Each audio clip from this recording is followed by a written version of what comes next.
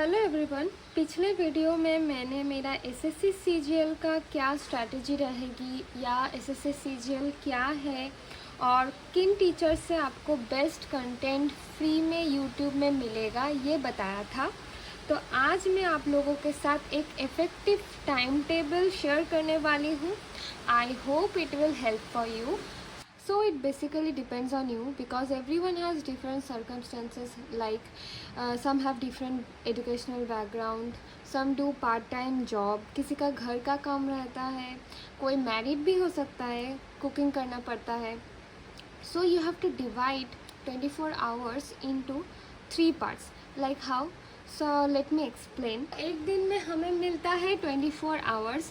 हमें वो 24 आवर्स को 3 पार्ट्स में डिवाइड कर लेना है. मतलब 8 hours study, 8 hours sleep and 8 hours leisure activities और एनी पर्सनल इंटरेस्ट. तो इन 8 आवर्स में आपको क्या कर लेना है? अगर आप हाउसवाइफ हो या फिर आप मेस में अकेले रहते हो, कुकिंग करनी पड़ती है और भी कुछ काम रहता है, पार्ट टाइम जॉब रहता है, तो आप इस 8 आवर्स में वो सारी चीज़ कंप्लीट कर लेना. बाद में कुछ घंटे बच जाए तो अपने स्टडी में लगा लेना, जैसे कैलकुलेशन, मैथ्स के वोकैबुलरी पढ़ लेना, ऐसे ही कुछ.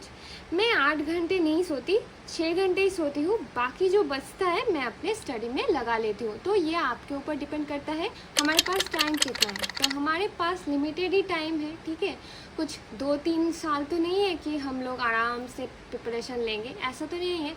हमारे पास कितना टाइम है? तो अक्टूबर नवंबर चल रहा है, मतलब अक्टूबर में जब वीडियो कर रही हूँ ये अक्टूबर है. हम लोग एज्यूम कर सकते हैं कि मई जून में हमारा नोटिफिकेशन आउट हो जाएगा. हमारे पास रफली 7 मंथ्स का टाइम है.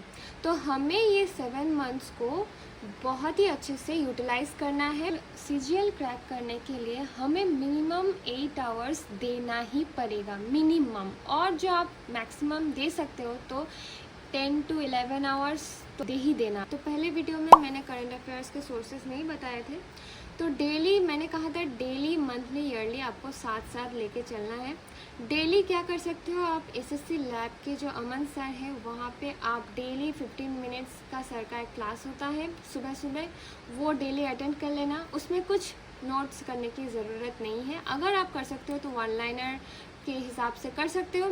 फिर मंथली सर का ही, एसएससी लैब अमन सर का ही एक वीडियो आता है, वहाँ से सर टेलीग्राम में पीडीएफ भी दे देते हैं फ्री में.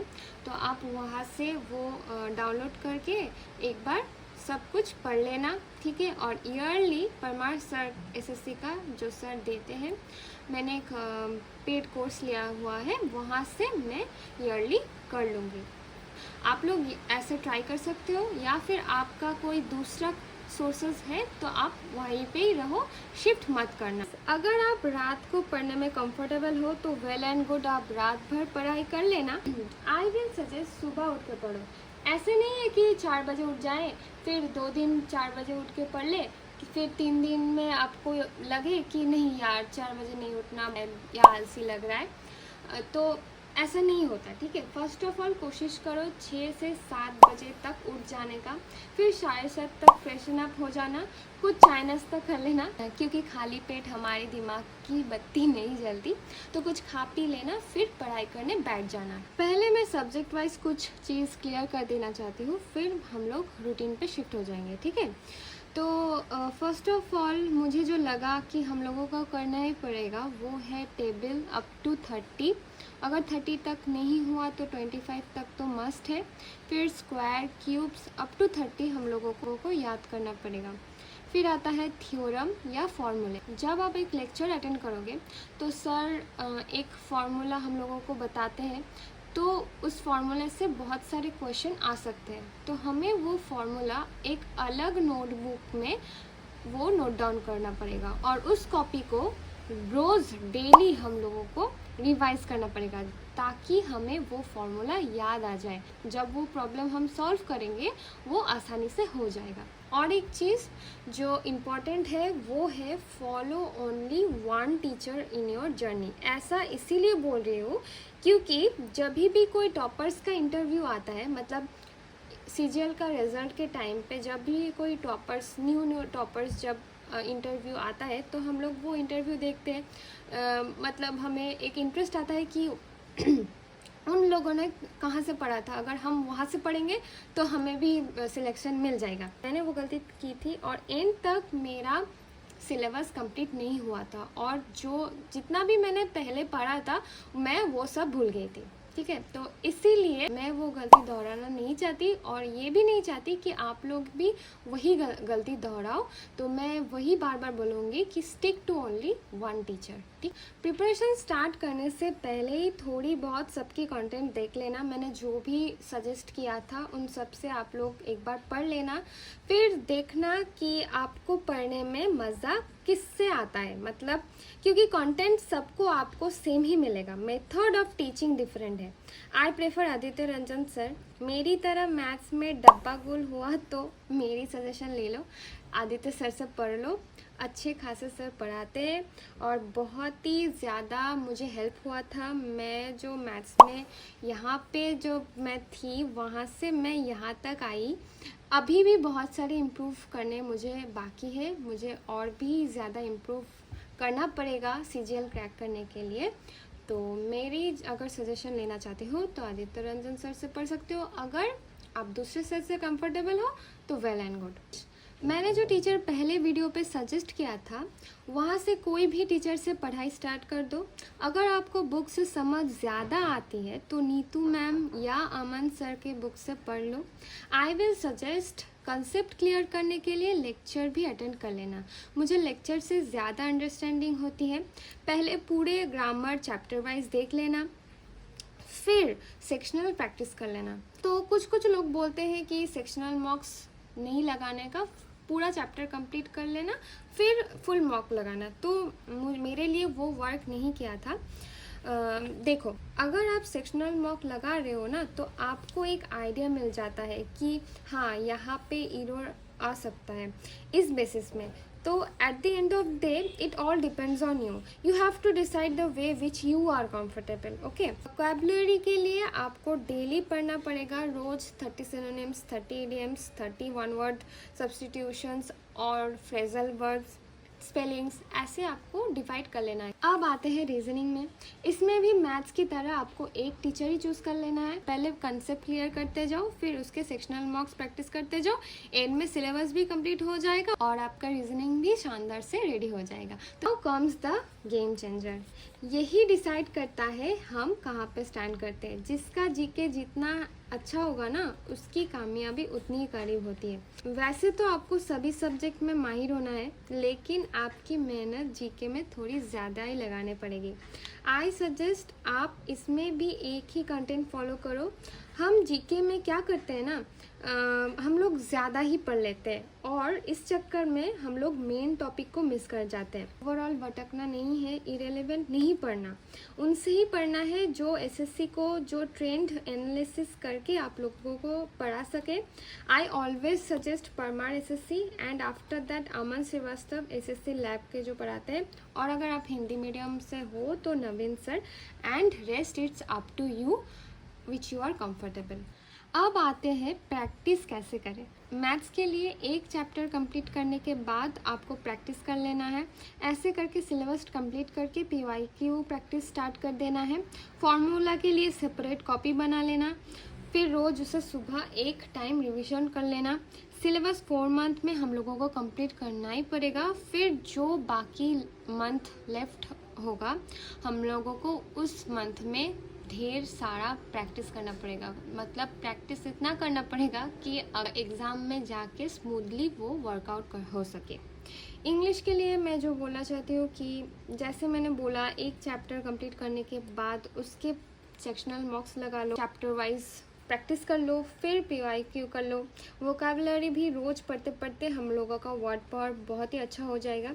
क्लोज टेस्ट, पैरा जंबल, ये सब रानी मैम से कर लेना या फिर नियॉन क्लास के मनीषा बंसल मैम के पास से कंसेप्ट क्लियर करके PYQ लगा लेना। यही है सब कुछ इंग्लिश में। और रीजनिंग में मैंने पहले बता दिया था कि मैथ्स की तरह ही पहले कॉन्सेप्ट क्लियर करना पड़ेगा, फिर कंप्लीट फुल चैप्टर करके sectional marks, then full marks, ऐसे ही रेडी हो जाएगा हमारा रीजनिंग। जीके और जीएस के लिए पहले चैप्टर कंप्लीट करने के बाद चैप्टर वाइज जो भी क्वेश्चन आते हैं फिर फुल मार्क्स हम लोगों को देना पड़ेगा। इन सब की बात एक ही बात क्लियर होता है कि हम लोगों को बहुत सारा प्रैक्टिस करना पड़ेगा, ठीक है। जो जितना प्रैक्टिस करेगा वो उतनी ही अच्छे से कॉन्फिडेंट और रेडी हो जाएगा एसएससी सीजीएल 2025 के लिए। Now we will discuss about how to give marks, okay.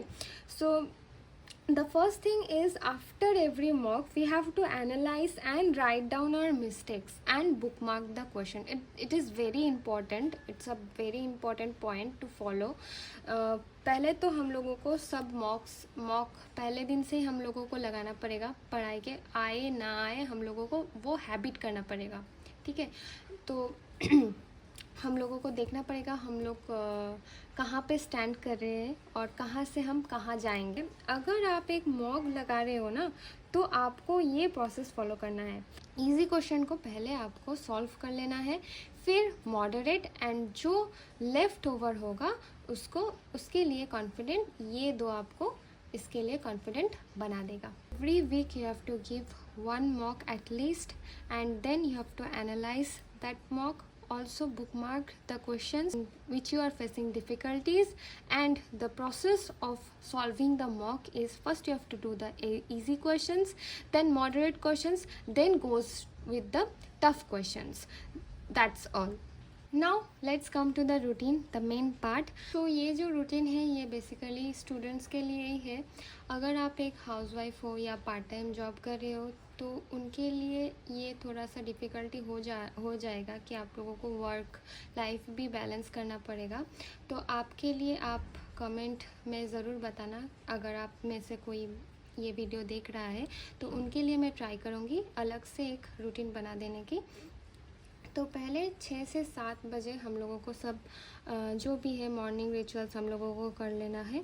फिर 7:30 से 8:30 बजे हम लोगों को वोकैबुलरी कर लेना है। देन 8:30 to 8:45 हम लोगों को 15 मिनट्स करंट अफेयर्स के लिए देना है, अगर आप देना चाहते हो डेली बेसिस में तभी। Then 8:45 to 9:30 we have to do our breakfast and 9:30 to 11:30 you can do maths. So you can change it with any of your subject, but मैंने कोशिश की है सब सब्जेक्ट को मिनिमम 2 आवर्स देने की। 11:30 to 12:30 break and 12:30 to 1:30 I have given English comprehension, जो भी रहता है क्लोज टेस्ट, पैराजम्बल, सब उसमें जाएगा।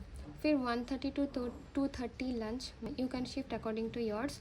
Then 2:30 to 3 I have given break, because खाने के बाद मुझे मैं पढ़ने बैठ जाऊँ तो मुझे गैस्ट्रिक का प्रॉब्लम हो जाता है, इसीलिए मैंने थोड़ा सा ब्रेक दिया है। 3 to 4:30 I have again given English and 4:30 to 5 I have given some break, मतलब चाय नाश्ता का ब्रेक। And 5 to 7 again goes with GK और जीएस, मतलब 2 आवर्स। 7 to 7:30 फिर से मैंने दिया है break and 7:30 to 9:30 I have given reasoning, again 2 hours. And 9:30 to 10 I have given dinner. अगर आपको कोई प्रॉब्लम होता है तो आप लोग थोड़ा सा इधर उधर कर लेना। फिर 10 to 11:30 I have given full day analysis, which means आपने जो भी दिन में पढ़ा है उन सभी को आपको एक बार रिवाइज़ कर लेना है, क्योंकि मुझे याद रखने में पहले बहुत दिक्कत होती थी। मैं जो भी पढ़ती थी ना दूसरे दिन वो सब भूल जाती थी, तो मैंने ये हैबिट बनाया है कि फुल डे एनालिसिस करने का, कि मैंने जो दिन भर पढ़ा है वो एक बार मैं डे के एंड में एक बार चेक कर लूँ, मैं सब पढ़ा है, कितना याद रहा, मैं एक बार लिख लेती हूँ। तो आप लोग ये ट्राई कर सकते हो, या फिर आप नहीं करना चाहते हो तो आप दूसरा कोई सब्जेक्ट ऐड ऑन कर सकते हो। 12 तक मैं अपने बेड में जाने के लिए रेडी हो जाती हूँ। मैंने जो मॉक के टाइम पे बताया था कि एक mock every week must. After calculating I have seen that I am giving 11 hours 30 minutes. It's my strategy, you can change it according to yours. आप इससे ज़्यादा भी पढ़ सकते हो, आप इससे कम भी पढ़ सकते हो, बट मिनिमम 8 आवर्स आप लोगों को देना ही पड़ेगा। और बुक लिस्ट की वीडियो अगले वीडियो में आएगी, क्योंकि मैंने कुछ बुक्स ना ऑर्डर किया है। मैंने सोचा कि वो सब एनालिसिस करके ही आप लोगों को शेयर करूँगी। और ये जो वीडियो करने की मोटिवेशन है वो है कि चलो एक साथ ही क्रैक करते हैं, let's crack it together. So if you like my content, don't forget to click the like button. Also share your thoughts. Let me know if I helped you a little bit in your preparation journey. And don't forget to subscribe my channel. Thank you. Bye.